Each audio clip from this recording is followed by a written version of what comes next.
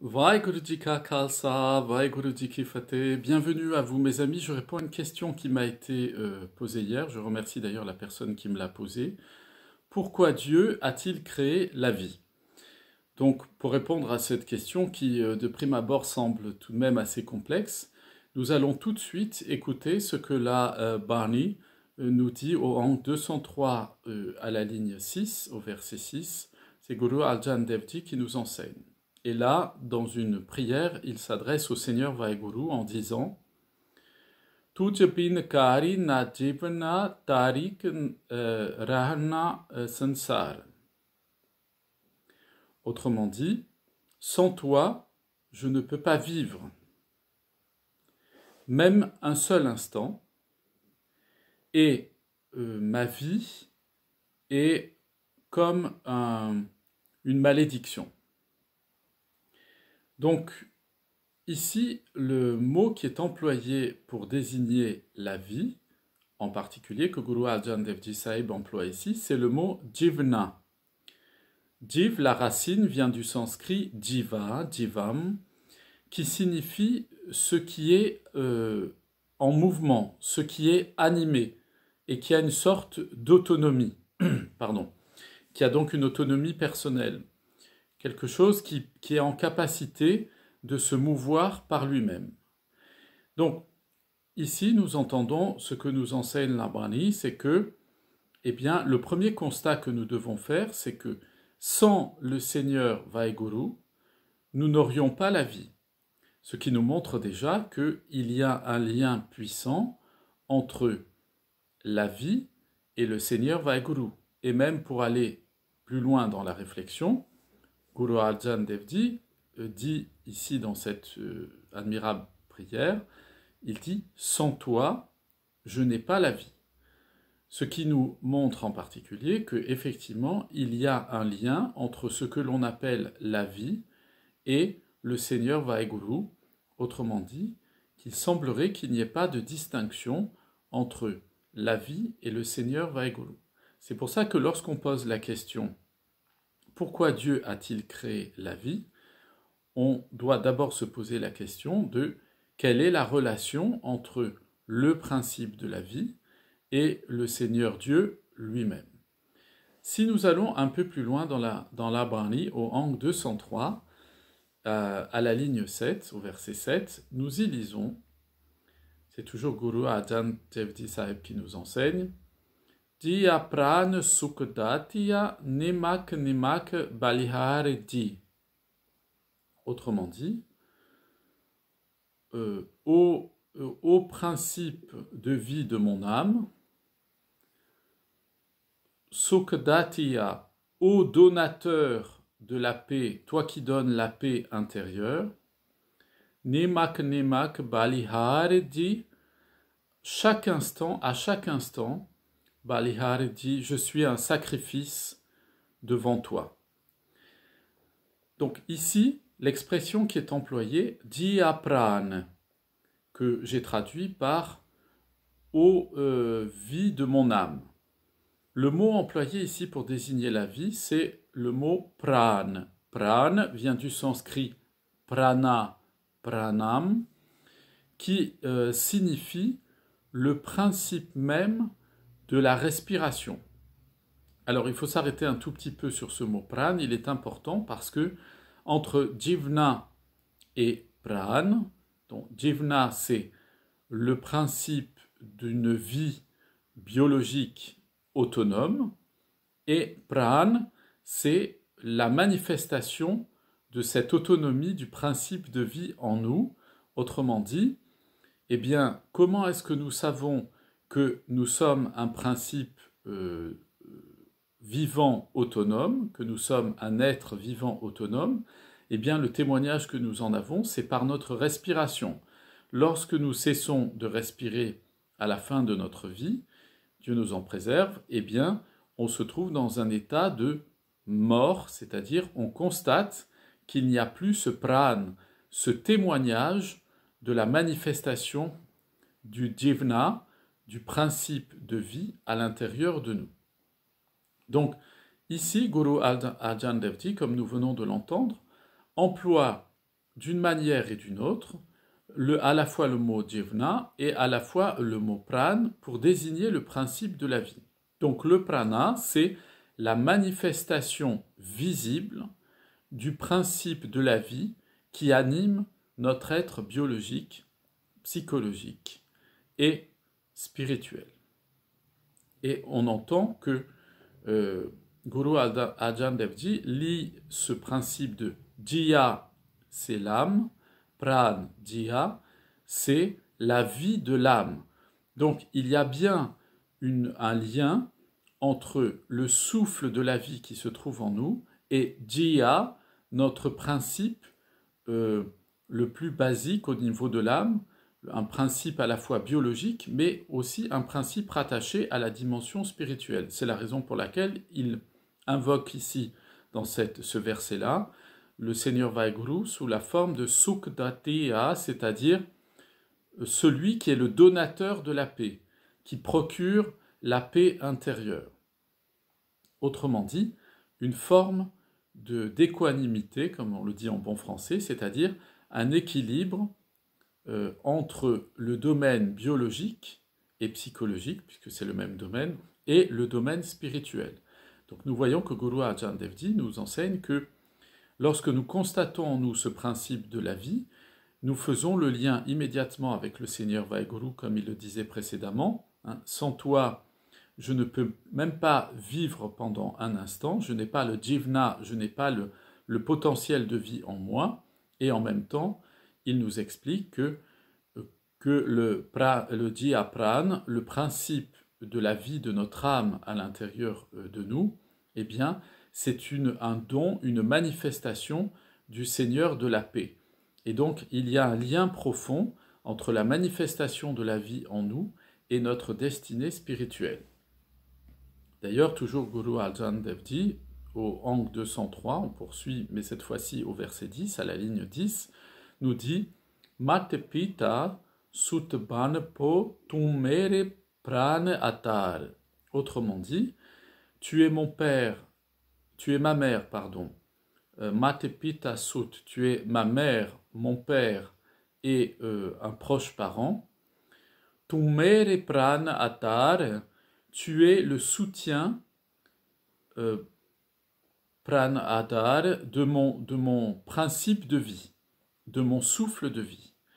Donc, nous venons de voir sur trois extraits de la Bani, trois versets de la Bani, qu'il y a une triple dimension à la présence, à la manifestation de la vie. D'abord, la manifestation de la vie, elle se voit par l'autonomie que nous avons du point de vue biologique. Nous avons une indépendance biologique dans notre manière de nous conduire, nous alimenter, de respirer et de procéder à toutes les fonctions physiobiologiques du corps. Donc il y a d'abord la notion d'autonomie, d'indépendance, une forme en tout cas d'indépendance et d'autonomie. Ensuite, Guru Arjan Dev Ji nous a expliqué que cette autonomie biologique qui est en nous, cette autonomie de la vie qui est en nous, elle est manifestée par un aspect visible extérieur qui est le Jiya Pran, c'est-à-dire le souffle de vie qui opère le maintien de l'âme en tant que action de vie dans le corps. Donc, il y a deux aspects, l'autonomie et il y a le souffle comme témoignage. Donc, il y a l'autonomie, l'indépendance, le témoignage, et enfin, dans cette dernière citation, ce dernier verset 10 du Ang 203 dans la Bani, eh bien, qu'il est Tumere Prana Atar, que le Seigneur Vaheguru est le soutien de notre principe de vie. Ici, quand on dit Tumere Prana Atar, c'est tu es pour moi, en fait, tu es pour moi l'appui, ou autrement dit, je traduirai plus exactement la fondation, Tumere Prana Atar, tu es la fondation, Mere Pran, de mon principe de vie. Donc qu'est-ce que c'est qu'une fondation ? Une fondation, c'est la source de quelque chose, c'est la base de quelque chose. Si on retire une fondation à une maison, eh bien, la maison est fragilisée et on n'a pas un édifice qui est stable dans le temps. Donc ici, Guru Arjan Dev Ji nous explique que le Seigneur Vaheguru est la source même du principe de vie à l'intérieur de nous. Et pour cela, nous devons nous dire, pour répondre à la question qui m'a été posée, pourquoi le Seigneur Vaheguru a-t-il créé la vie? Eh bien, on voit ici qu'il n'y a pas de distinction entre ce que l'on appelle la vie, Jivna ou Prana, c'est-à-dire la manifestation invisible, Jivna en nous de la vie, ou la manifestation visible, Pran, de la vie en nous, parce que nous respirons, eh bien, ont pour origine, sont la manifestation, c'est pour ça qu'elles ont pour origine, le Seigneur Vaheguru. Et donc, nous devons nous poser la question, si le Seigneur Vaheguru et la vie sont une seule et même réalité, et vous m'entendez très souvent le dire, il n'y a pas de distinction entre ce que l'on appelle le principe de la vie et le Seigneur Vaheguru. Eh bien, à ce titre-là, nous devons chercher dans la Bani l'enseignement qui va répondre à la question suivante, non pas qui a créé la vie, mais qui a créé le Seigneur Vaheguru. Si on est logique dans notre réflexion, on doit aller jusque-là. Eh bien, on pourrait être peut-être un peu heurté et choqué de cette question qui semble irrespectueuse. Qui peut créer Dieu puisque Dieu est tout-puissant et qu'il est le principe et l'origine de toute chose? Eh bien, figurez-vous, mes amis, que nos maîtres de mémoire bénis ont répondu dans la Bani, ont répondu à cette question-là, puisque, comme je le rappelle assez souvent, la Sainte Gurbani est la parole de Dieu pour le temps du Kal Yuga. Elle est la parole de Dieu qui a été révélée au travers de l'enseignement de nos maîtres pour donner un éclairage spirituel à toute l'humanité, un éclairage universel, et répondre à des questions qui sont fondamentales dans cette période d'ignorance spirituelle quasi absolue. Et donc, d'assombrissement en tout cas des consciences du point de vue de la pratique spirituelle et du point de vue de la connaissance de la sagesse divine. Eh bien, si le Seigneur Vaheguru est le principe de la vie, c'est-à-dire qu'il est la vie elle-même qui se manifeste en nous, à la fois au travers de notre autonomie de l'âme et en même temps au travers du souffle qui agit en nous indépendamment de notre volonté, eh bien, nous devons pouvoir obtenir la réponse à notre question, qui donc a créé le Seigneur Vaheguru? Et pour cela, c'est Guru Amar Das Ji, au Ang 912, au verset 4, à la ligne 4, qui répond, il nous dit « Apna ap upai alakna lakna jai ». Autrement dit, le Seigneur lui-même s'est créé lui-même, il est le Seigneur insaisissable que l'on ne peut pas voir. Donc ici, Guru Amar Das Ji nous explique que le Seigneur Vaheguru, qui est le principe de la vie, se donne vie à lui-même. Il est son propre principe de vie, et on peut le comprendre de toute façon d'une manière aisée. Si on enlève le mot Dieu et qu'on le remplace par la vie, eh bien, on le constate autour de nous, la vie n'a pas de commencement et n'a pas de fin. Ce qui a un commencement et une fin, ce sont les formes que la vie prend lorsqu'elle se manifeste. Lorsque la vie prend la forme des oiseaux, eh bien un oiseau, il est conçu depuis un œuf, il va éclore, il va mener sa vie d'oiseau, puis ensuite il va mourir. C'est la même chose pour un être humain, c'est la même chose pour un végétal, mais c'est également la même chose à des degrés que nous percevons beaucoup moins au niveau des minéraux. Mais les minéraux apparaissent au travers des millénaires, plutôt des centaines de millénaires, voire des millions d'années, se sont formés très lentement, mais ils n'ont pas toujours existé et ils n'existeront pas toujours. Donc, nous voyons, nos maîtres de mémoire bénis nous enseignent que ce qui nous donne l'impression que la vie est quelque chose qui a un début et une fin, ce sont les formes qu'elle prend. Mais ce n'est pas parce que la vie prend des formes différentes que sa nature profonde, éternelle, elle est altérée et qu'elle est modifiée. Pour le dire différemment, ce n'est pas parce que l'électricité passe par des réseaux différents, par des prises électriques, par des lampes, des ampoules, des lampadaires, des panneaux lumineux, que la nature profonde de l'électricité change, pas du tout. Ce n'est que la manifestation de l'électricité qui change. La manifestation au sens de la forme que va prendre l'électricité lorsqu'elle va éclairer une ampoule ou un panneau lumineux, ou bien alors simplement servir à brancher une radio pour pouvoir écouter des informations. Eh bien, à ce titre-là, ici, Guru Amar Das Ji nous dit que le Seigneur Vaheguru s'est créé lui-même. Apna ap upae alak nalak na jaya. Jai, pardon. C'est-à-dire vraiment qu'il est le principe de la vie et son propre principe d'existence, hein, si je le dis d'une façon un peu plus philosophique. Et si je poursuis de ce que nous enseigne Guru Amar Das Ji à ce sujet, il nous dit « Ape mare jivale apetis notil na tamai ». Autrement dit, c'est lui-même qui fait mourir et c'est lui-même qui ramène à la vie. Il n'a pas en lui une seule once d'envie, d'attachement de désir. Autrement dit, le Guru Amar Das Ji nous enseigne que parce que le Seigneur Vaheguru, qui est le principe de la vie, il est autosuffisant à lui-même. Il n'a pas besoin d'être attiré par quelque chose qu'il n'aurait pas, sinon il ne serait pas Dieu, ne serait pas le principe de la vie.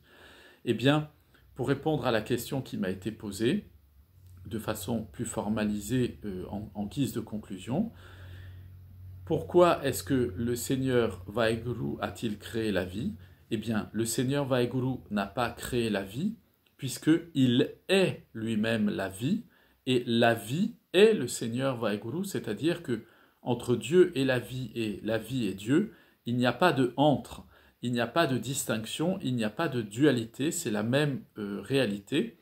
Et donc, est-ce que la vie, pourquoi la vie a-t-elle créé la vie? Parce que la vie se suffit à elle-même, parce qu'elle est par nature abondante et qu'elle ne connaît pas de début et pas de fin. Elle appartient à ce que l'on appelle le monde du Akal, le monde de l'intemporalité, le monde de l'infini. Donc, à cette question, pourquoi Dieu a-t-il créé la vie? Eh bien, le Seigneur Vaheguru n'a pas créé la vie, puisqu'il est lui-même cette vie, qui est le principe et la fin de toute chose, et que lui est Akal, il n'est pas affecté par le temps. La vie n'est donc pas affectée par le temps, puisque par essence même, elle est le Seigneur suprême, elle est le Dieu, origine, principe de toute chose, qui dans la contemplation de lui-même se donne à lui-même l'existence. Je vous souhaite à tous une excellente journée, plein de bénédictions sur vous, vos familles, vos amis, vos voisins et tous ceux que vous aimez. Je vous dis à très bientôt. Vaheguru Ji Ka Khalsa, Vaheguru Ji Ki Fateh.